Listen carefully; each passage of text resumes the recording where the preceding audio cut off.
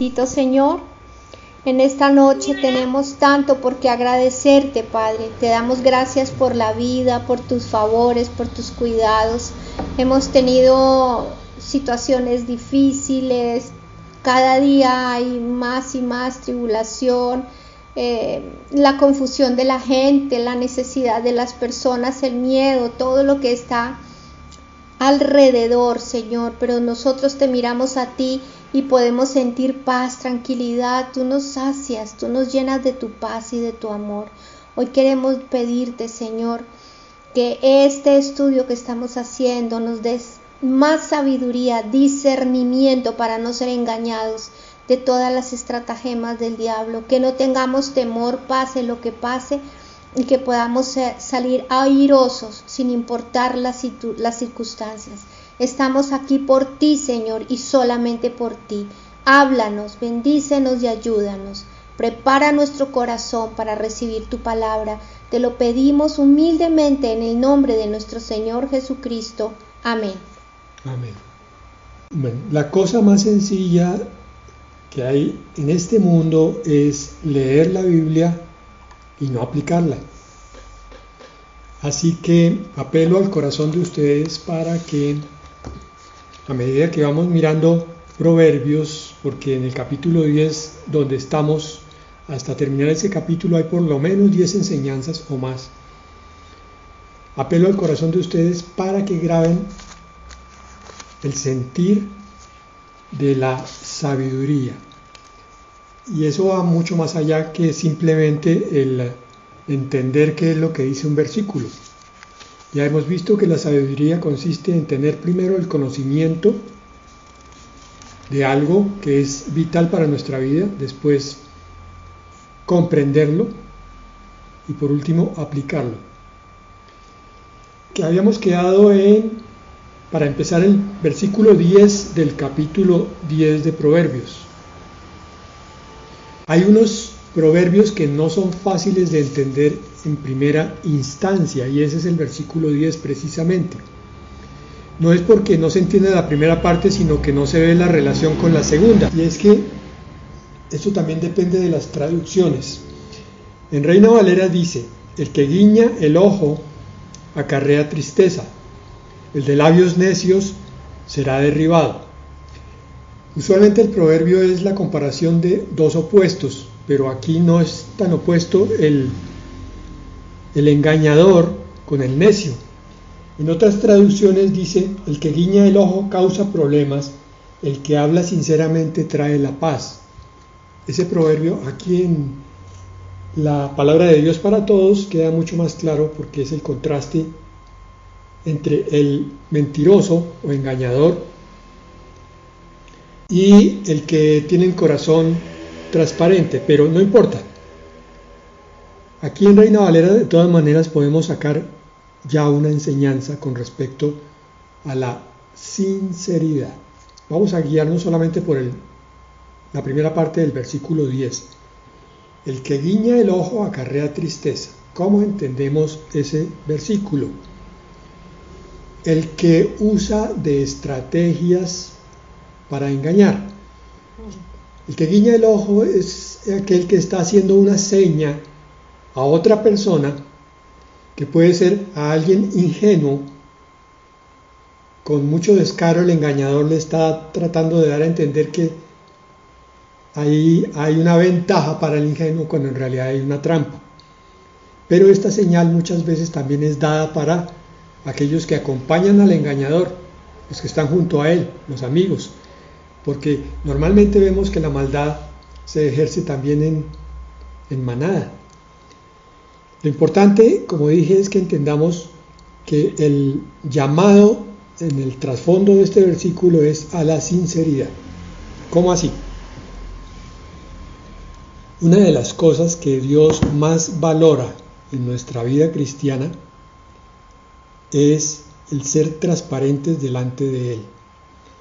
Es todo un ejercicio, es todo un propósito de nuestra vida, de nuestra voluntad, el aprender a dejar de lado las disculpas, los argumentos, las mentiras, con las cuales veníamos del mundo y que tristemente todavía, muchas veces después de haber llegado a los pies del Señor, seguimos ejercitando como si fuera algo normal.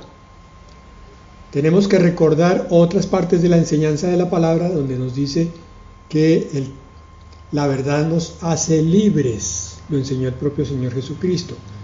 Si la verdad nos hace libres, el opuesto es claro. Entonces la mentira nos ata, nos enreda, nos encadena y nos esclaviza. Máxime cuando el propio Señor Jesucristo enseñó que el diablo vino para robar, matar y destruir, y es el padre de toda mentira.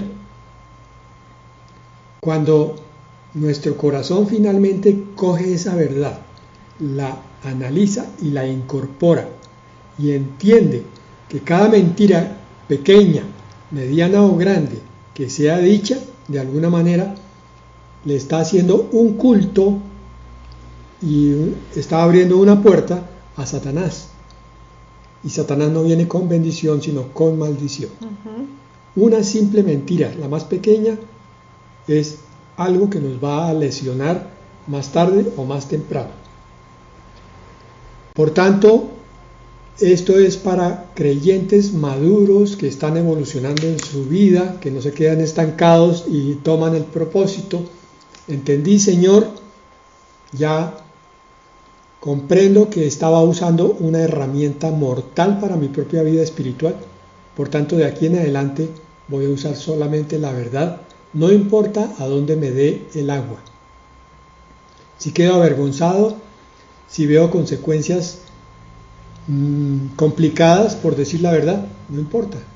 Voy a ejercer ese tremendo atributo. ¿Por qué es eso, hermanos? Porque es que el universo fue creado por Dios en la verdad. Hay fuerzas espirituales que son las que sostienen la creación perfecta de Dios. Uno es el amor, la armonía, la verdad. Cuando llegó Satanás, aprovechando el pecado de su rebelión y después el de los primeros hombres, empezó a construir, o mejor destruir, el universo, su universo, en base a la mentira, en base al engaño, en base a la apariencia, en base a lo falso. Cuando ustedes ven las noticias, descubren que el funcionamiento errado de muchas instituciones tiene que ver precisamente con el engaño y la mentira, que las estafas, que los robos, que el que le quiten la pensión a una persona anciana a través de un robo de cajero, todo eso viene de la fuerza opuesta a la verdad. El universo está en caos por causa de la mentira. Yo como cristiano, creciendo en sabiduría, empiezo a entender cuáles son los fundamentos del universo de Dios y del universo de Satanás. Empiezo entonces a andar en el verdadero mundo que Dios creó. Igual tiene algo que ver con el versículo 11. Manantial de vida es la boca del justo, pero la boca de los malvados oculta violencia. Aquí estamos hablando del bendecir. El bendecir no es una costumbre que tiene el pueblo de Dios porque ahora entró a una iglesia cristiana, pertenece a esa congregación y entonces la costumbre es de pronto, o era saludarse de beso y decir yo bendigo hermano su vida, yo bendigo este día.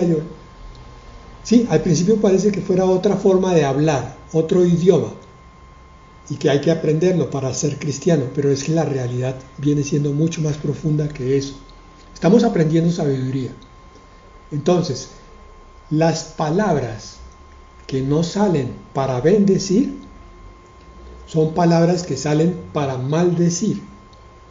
Cuando yo le digo a alguien cercano a mí, uy, es que yo lo detesto, uy, usted como es de bruto, cuando esas palabras son usadas con el sentimiento, pueden producir una herida tremenda en la vida de la persona que la recibe. Si es mi hijo, con mayor razón. Si es mi pareja, si es mi padre, Entre más cercana sea la persona, es más grande el daño. Entonces, el creyente que va madurando en su vida interior va comprendiendo que las palabras que debe usar son las mismas de Dios. Yo lo bendigo, hermano, el Señor lo guarde, tenga a usted en paz hoy el Señor, que su día sea lleno de sabiduría y de entendimiento. Todo ese tipo de palabras implican un ejercicio activo. Es una contradicción lo que estoy diciendo. El ejercicio pues obviamente es activo, pero lo estoy poniendo en términos gramaticalmente incorrectos para hacer énfasis. Tengo que hacer el ejercicio en forma decisiva de proponerme cambiar mi forma de hablar, porque eso implica que estoy cambiando también mi forma de pensar y mi forma de apreciar a la otra persona, incluso sobre cosas inmateriales. Tengo que decir, no el día está horrible, sino, bueno, el día está un poco oscuro, pero estoy esperando la bendición del Señor.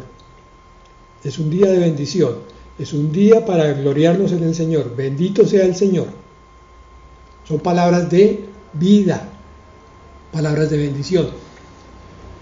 Hay ejemplos en la Biblia, en la Escritura, sobre padres que llegado el momento, como Jacob, llamó a sus 12 hijos y a cada uno le dio una palabra.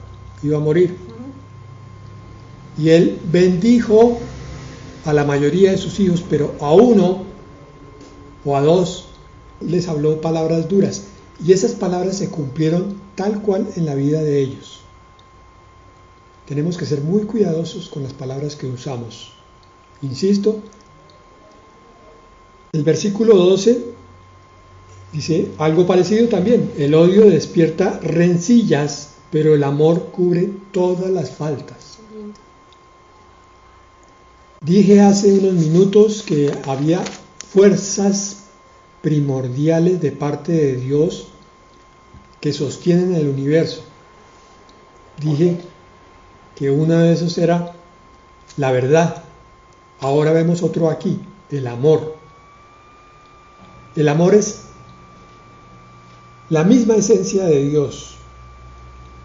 La Biblia dice, Dios es amor.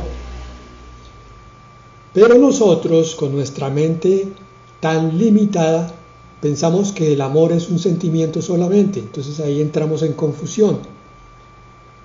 Cuando leemos la palabra descubrimos que el amor es más que un sentimiento. Junto con el sentimiento, es una decisión, es un ejercicio activo también de la voluntad. Yo tengo paciencia con otro, lo tolero, lo acepto, lo perdono, lo comprendo, espero su cambio, y todo eso es parte del ejercicio del amor. El amor sostiene el universo de muchas maneras incomprensibles. Poder. El amor hace que las cosas no se estrellen, así como las personas que se aman no se estrellan la una con la otra. Los átomos y los planetas funcionan en el universo por causa del amor de Dios manifestado en la armonía. La armonía es el funcionamiento uniforme y sin fricciones de dos o más cosas. Se dice que una máquina funciona en armonía cuando ninguna de las piezas roza con otra, para destrucción, porque cuando hay fricción se van destruyendo las dos piezas que entran en ese roce. Es lo que pasa en las familias. Cuando el roce es continuo entre una pareja o entre los padres y los hijos, se va lesionando esa familia y se van causando daños permanentes en los corazones.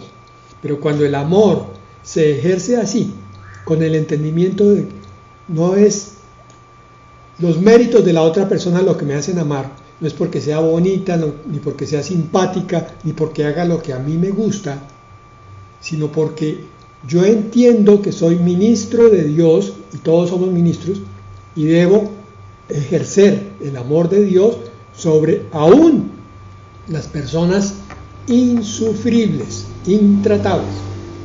Y entonces la palabra dice que el amor cubrirá multitud de faltas. Lo dice en el Nuevo Testamento basado en este proverbio. Cuando yo empiezo a amar, las cosas empiezan a recomponerse, a apartarse de esa destrucción del odio, del rencor, de la murmuración, de las rencillas, del resquemor, tantos sentimientos negativos que son normales, entre comillas, en las familias comunes y corrientes. Pero nosotros ya como creyentes debemos alejar esas cosas, apartarlas de una vez para siempre, para que empiece a verse la obra perfecta de Dios en nosotros. Cuando hay amor, la familia se reestructura, se fortalece, crece y se convierte en sitio de bendición, cuando antes lo era de maldición. Amén, amén. Versículos 13 y 14. En los labios del prudente hay sabiduría, mas la vara es para las espaldas del insensato. Falta de cordura, dice acá.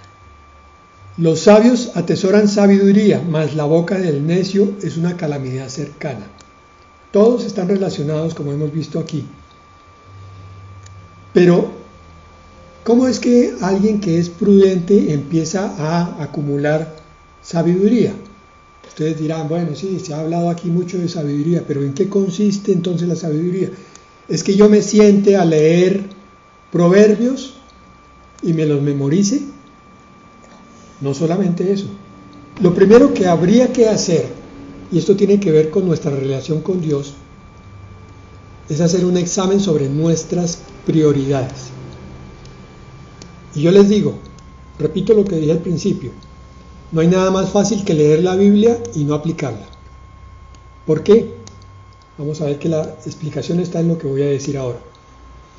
¿Por qué hay tantos problemas en nuestra relación con Dios? ¿Por qué podemos decir que somos como un yoyo que sube y baja, vamos y venimos? Estamos cercanos a Dios un tiempo y nos alejamos otro.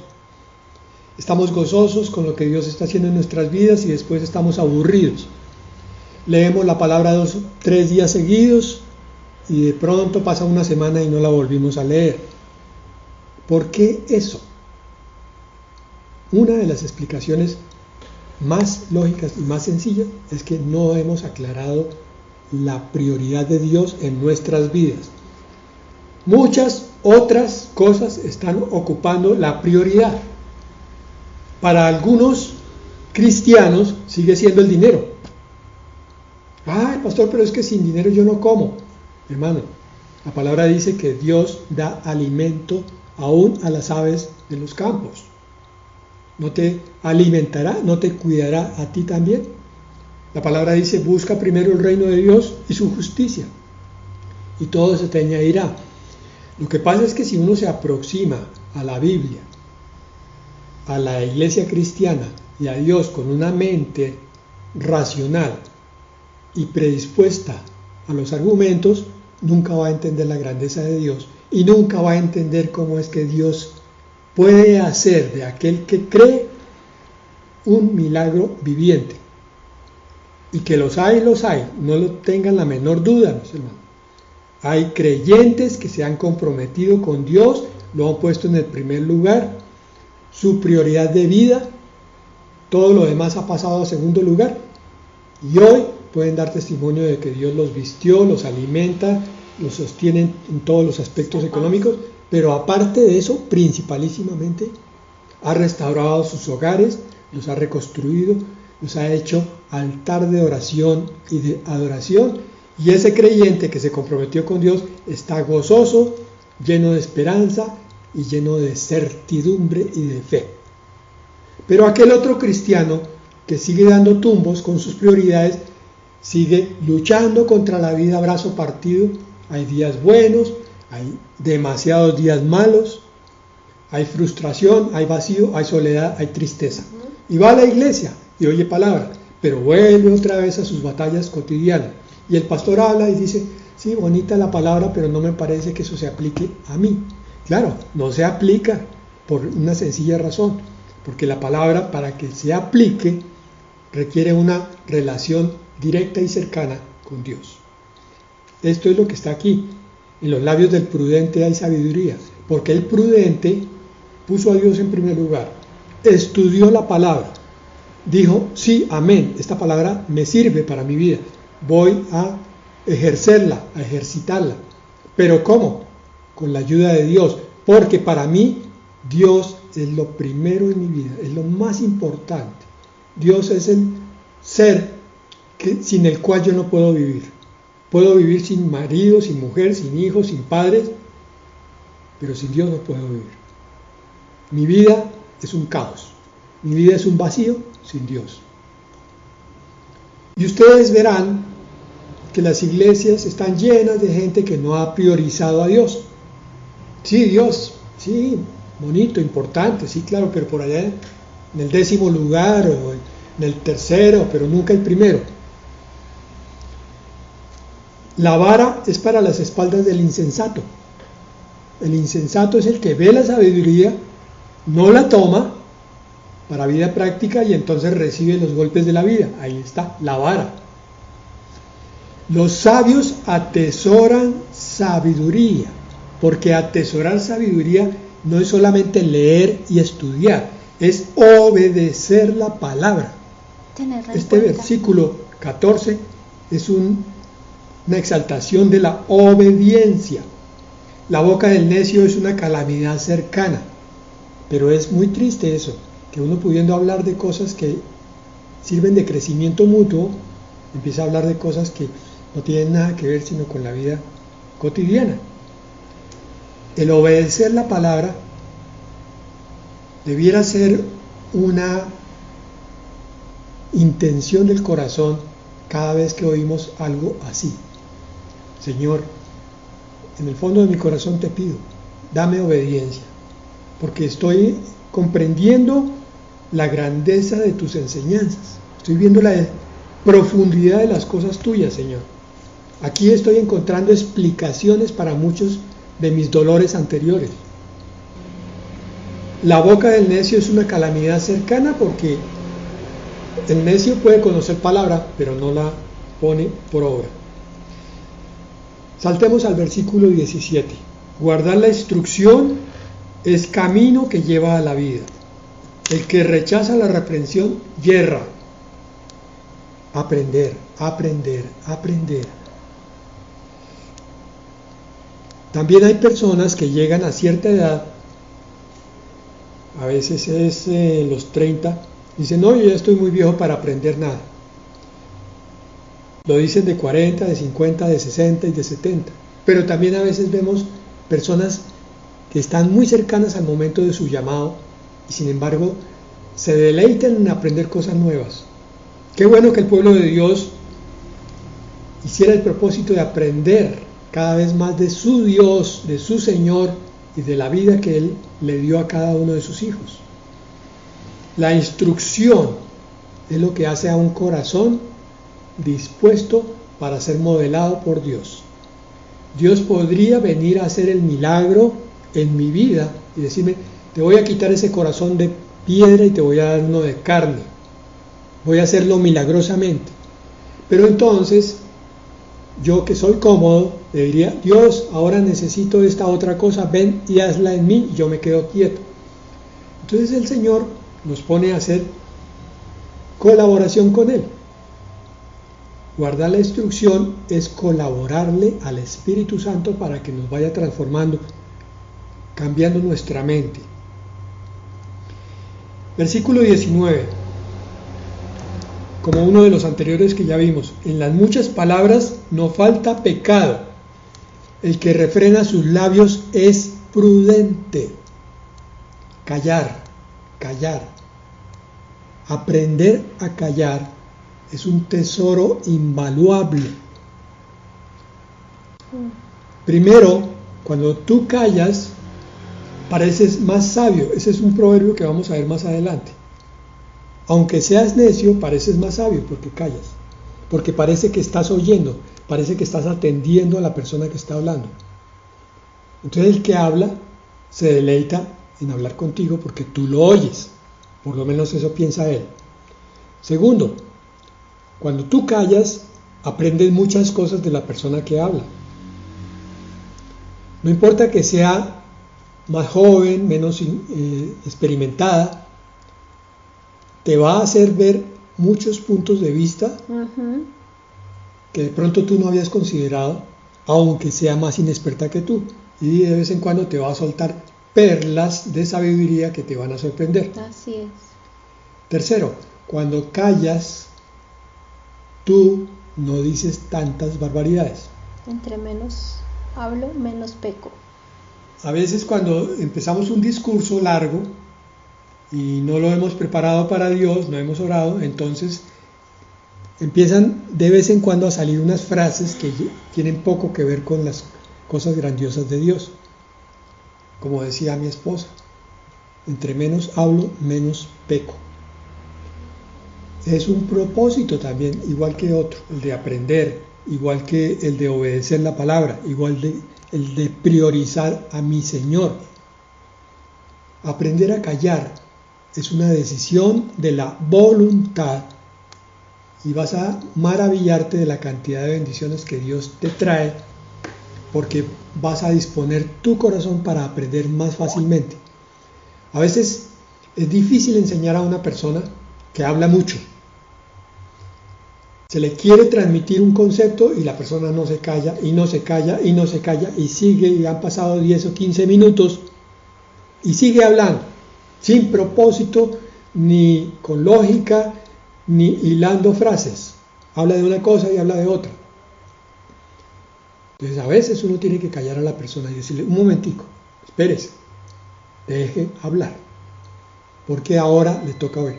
La persona que habla mucho tiene dificultades para aprender, pero si se propone a hablar menos, va a notar que su disposición para aprender se aumenta.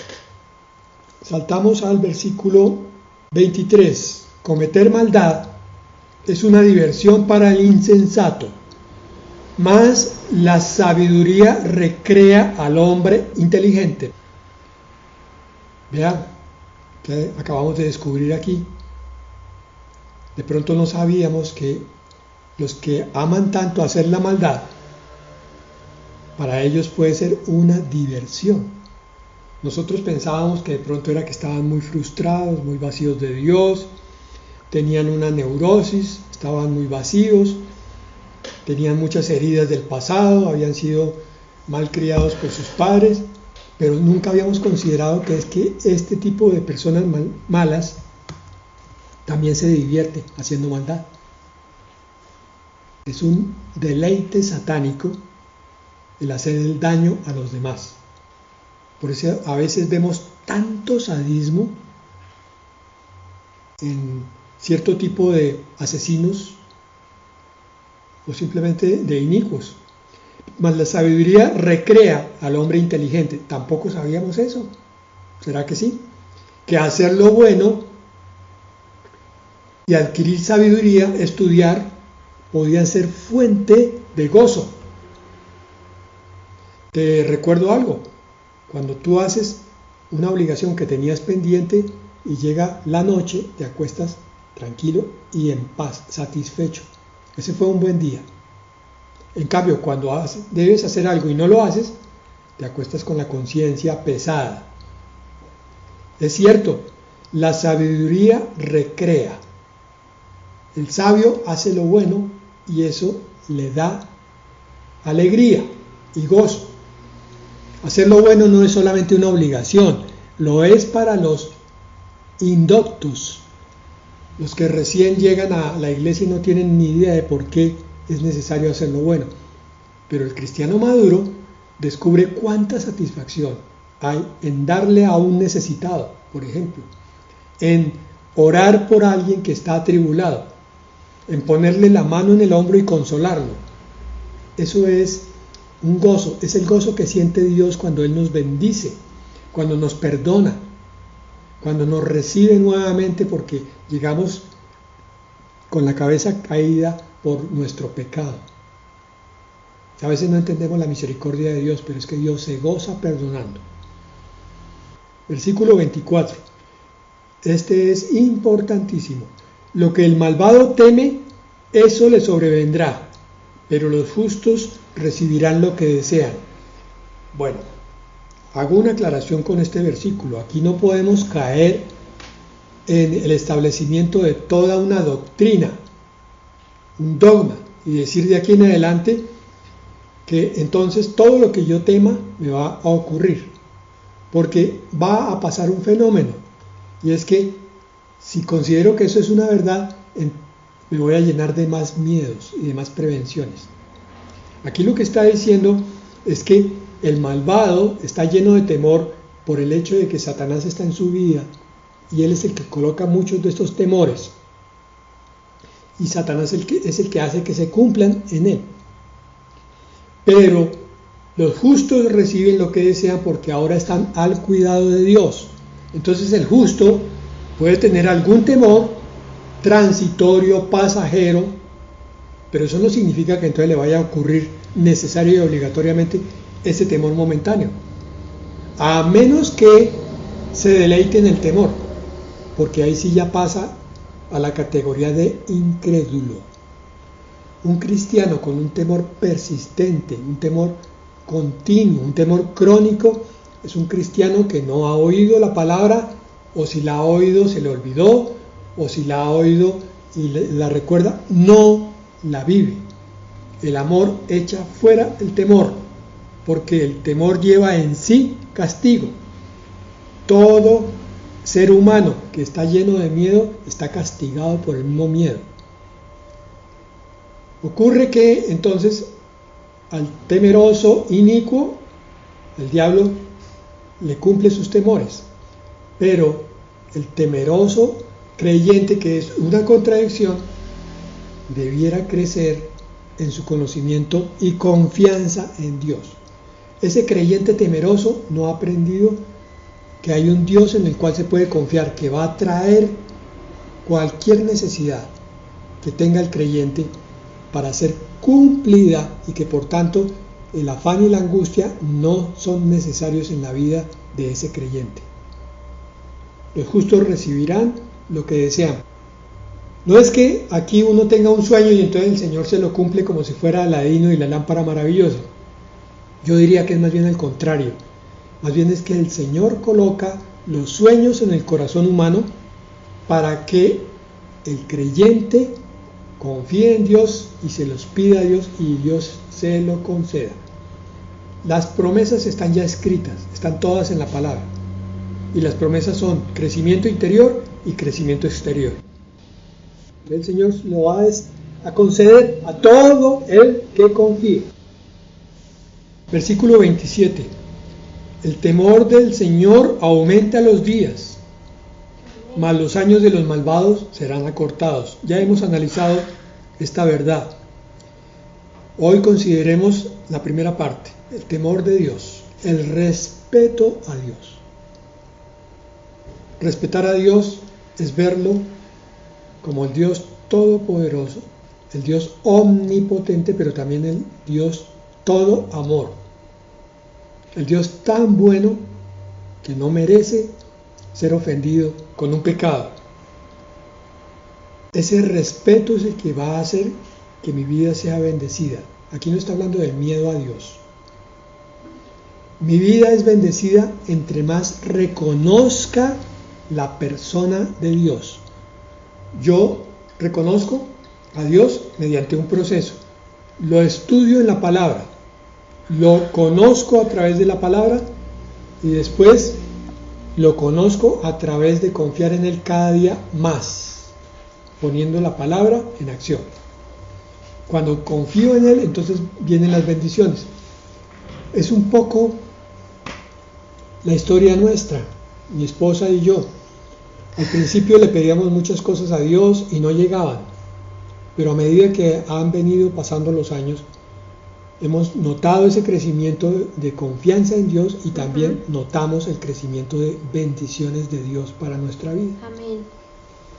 Es la forma como Dios nos cría. Él nos va dando más comunión, más cercanía, más bendición, más certeza de que Él es real en la medida que va pasando el tiempo y nosotros lo buscamos.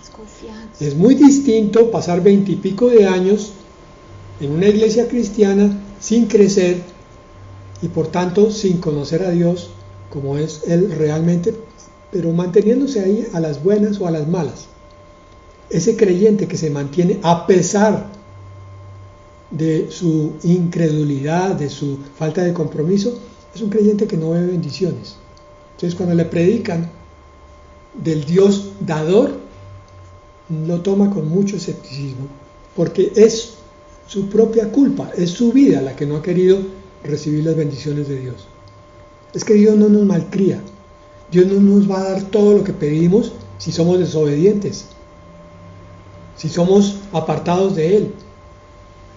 ¿Qué tal yo, si soy propietario de una finca, que le diga a un hijo que me dejó tirado hace 10 o 20 años porque se fue a gozar de la vida, de los placeres y de los vicios, y le diga: hijo, te mereces ser administrador de esta finca, te voy a escriturar esta finca ahora? Pues es una contradicción, porque el hijo no ha mostrado ser responsable. ¿Qué va a pasar? Va a coger mis bienes y los va a desperdiciar, a dilapidar. Dios lo hace con nosotros. Él sabe que si no estamos preparados no podemos recibir ciertas bendiciones. Tenemos que estar bien criaditos para recibir buenas responsabilidades. Y por último, el versículo 30. El justo jamás será removido, pero los malvados no habitarán la tierra. Aquí hay una promesa, ni más ni menos que milenial, escondida. Los malvados no habitarán la tierra, no hay discusión. Mueren y llegan allá a esperar el juicio final. Pero los justos mueren o son arrebatados y después vienen con el Señor a reinar sobre la tierra. El milenio es una promesa para el pueblo de Israel, pero también es una promesa de reinado y sacerdocio para la esposa de Cristo. El justo jamás será removido. Miren, en esta promesa vemos otra cosa maravillosa, y es que pensamos mucho en el cielo, en que nuestra vida eterna va a ser arriba, pero tenemos que considerar que la vida eterna es más terrenal que celestial, en el sentido de donde van a estar nuestros pies. En el aspecto espiritual, obviamente va a ser celestial aquí en la tierra. Recuerden ustedes que la Nueva Jerusalén desciende hasta la tierra, que el Señor Jesucristo ya ha estado aquí durante 1000 años y que Dios mismo desciende con la Nueva Jerusalén. Él trae el cielo a la tierra para todos los que son sus hijos verdaderos. Completa prueba de este versículo cumplido. El justo jamás será removido. Mira la tierra muchas veces, porque a veces miramos este planeta como un sitio muy oscuro, y es cierto, pero es que este planeta va a ser renovado. Y aquí es donde vamos a vivir con el Señor Jesucristo por toda la eternidad. Amén, amén. Y en todas partes del universo también. Bueno, mis hermanos, terminamos el capítulo 10, me estoy saltando versículos a propósito. Espero que sigan ustedes el entendimiento de cuán profundos pueden ser estos versículos y cuántas cosas que no habíamos considerado hay en ellos. Vamos a orar. Ay, Señor, cuán grande y maravillosa es tu palabra, Señor. Ayúdanos a entenderla, ayúdanos a ser responsables, a abrir nuestra boca con responsabilidad, ayúdanos a pensar correctamente. Hemos aprendido en este estudio que de la abundancia del corazón habla la boca. Lava nuestro corazón, nuestra forma de mirar a las personas, de hacer un juicio a priori sobre las personas. Ayúdanos a ser justos, para que de nosotros salga ese amor del que nos enseñaste, ese poderoso amor que es el que mantiene el universo en paz, en armonía, Señor. Ayúdanos a dar ese fruto ese fruto de justicia, Señor. Y por favor, a dar ejemplo y a dar testimonio cuando estamos rodeados de gente que no entiende, que habla conforme a este mundo, a no juzgarlos, pero sí a orar por ellos. En esta hora te damos gracias por todos y cada uno de los que estamos aquí.